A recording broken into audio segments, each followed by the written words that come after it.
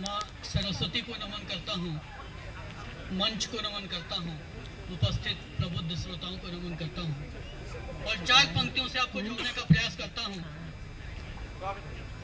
पत्नी बोली, क्यों जी? शादी के पहले तो कहते थे अपनी पारों से, मैं तेरी मांग सजा दूंगा तारों से, अब क्या हुआ?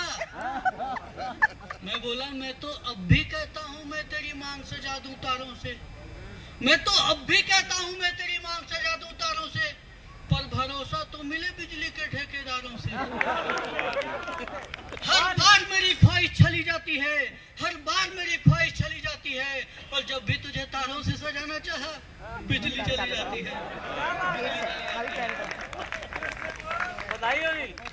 आज नारी की दशा और दिशा बदल चुकी है। 4 पंक्तियों में देखिए आज की नारी क्या कहती है कि तू बारात लेकर न आया तो मैं घोड़ी चढ़कर आ जाऊंगी, तुम देखते रहियो, और अंगना में मेरे ढोल न बजवाया तो कंगना में तुझे पहनाऊंगी, तुम देखते रहियो, शादी में जो टांग अड़ाया तो टांग खींच में टांग कर दिखलाऊंगी, तुम देखते रहियो, और दहेज की जो मांग बढ़ाया तो अपनी मांग किसी और से भरवाऊंगी, तुम देखते रहियो। एक रचना आपके सामने पढ़ना चाहता हूँ कि कल अचानक मैं यह देख सिटपिटाया जब एक कुत्ते ने अदालत का दरवाजा खटखटाया। बोला, मान्यवर, मैं इज्जतदार घराने का पालतू जानवर, सीधे स्वभाव और टेढ़ी पूंछ का स्वामी, नाम मोती पिता टॉमी, चोर उचक्का मुझसे नजर बचाए, जिसे चूम लूं अस्पताल के चक्कर लगाए, समाज के लिए उतना ही उपयोगी जितना डॉक्टर के लिए रोगी, आयकर विभाग के लिए वेतनभोगी। बहुतों को सिखाया मैंने दुम हिलाना, बहुतों ने सीखा मुझसे दुम दबाकर भाग जाना।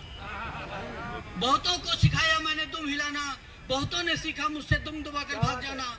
बात करता हूँ साफ और सटीक, वफा का जीता जागता प्रतीक, और कल मेरी सगी पत्नी टिप्सी ने मुझे बेवफा कहा।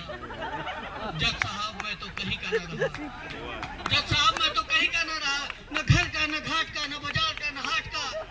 जज साहब टिप्सी की ओर मुखातिब हुए, बोले, आपको अपनी सफाई में कुछ कहना है? टिप्सी बोली, जज साहब, यूं तो ये मुझसे बहुत प्यार जताते हैं और कभी कभी तो मुझे चांद का टुकड़ा बताते हैं, पर उनके आने से इनकी जिंदगी में 4-4 चांद लग जाते हैं।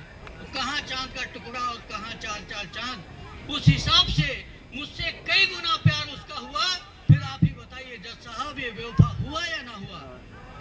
जज साहब बोले, आप दोनों ने तोड़ा है परस्पर विश्वास की उस धरोहर को जो मिली थी विरासत में, इसलिए रिपोर्ट आने तक आपको लिया जाता है न्यायिक हिरासत में।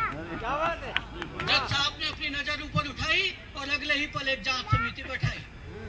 मोती बोल पड़ा, जज साहब ऐसा मत कीजिए, ऐसा मत कीजिए, हम पर रहम कीजिए, हमारी उम्र इतनी थोड़ी होती है, आप जितनी थोड़ी होती है, हम तो 4-6 साल में मर लेंगे। और फिर जांच समिति की रिपोर्ट आ भी गई तो आप क्या कर लेंगे? 2 वर्ष के बाद जांच समिति की रिपोर्ट आई, जिसे मद्देनजर रखकर अदालत ने 1 वर्ष की सजा सुनाई। मोती बोला, धन्य धन्य है तू न्याय व्यवस्था, तुझमें कम न हो किसी की आस्था, धन्य है तू जांच समिति और धन्य तेरा परामर्श। 1 वर्ष की सजा के नगले में लग गए 2 वर्ष। जज साहब बोले, कोई बात नहीं, अब आप एक दूसरे के साथ शौक से रह सकते हो, और 1 वर्ष की सजा जो ज्यादा काटी आपने, उसके बदले में एक दूसरे को एक बार और बेवफा कह सकते हो।